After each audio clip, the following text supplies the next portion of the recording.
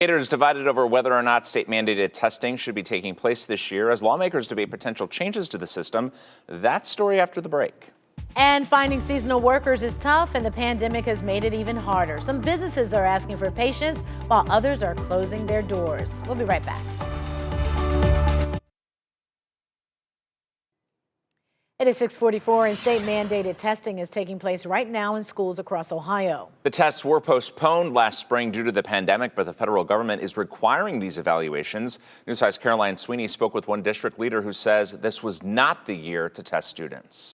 Charles Smilik says the last year was difficult on teachers, students, and parents. And I just don't think that given the circumstances we've had to work through and our families have had to work through, the testing is really an appropriate measure this year. The federal government and the Ohio General Assembly require school testing this year. Given that, and given that we have to test, we're certainly making the best of it. The district has students in classrooms and learning remotely. To be counted in testing, students learning virtually have to come to school. We've had parents opt out, and we understand that they're opting out.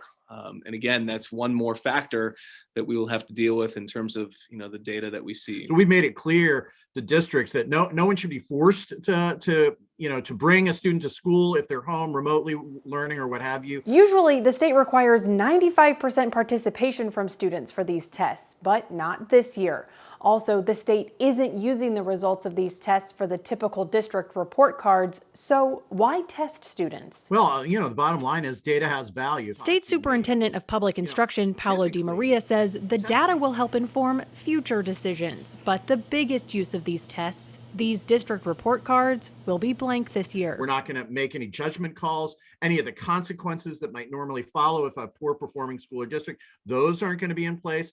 It's really for informational purposes at this particular time. For districts, the data turnaround time takes too long to make an impact this year. It's next year's teachers that can take a look back. There are two bills at the State House waiting for hearings in the House and Senate Education Committees. One would eliminate the letter grade system districts get. The other would keep the letter grades, but wants new data factored into the grading. Smilik says Parma's been using teacher assessments and expertise to make plans for students for the future. I think that a state test is going to tell us something that we haven't already deduced on our own through our own professional practice is really, it's a astronomical proposition. Caroline Sweeney, News 5.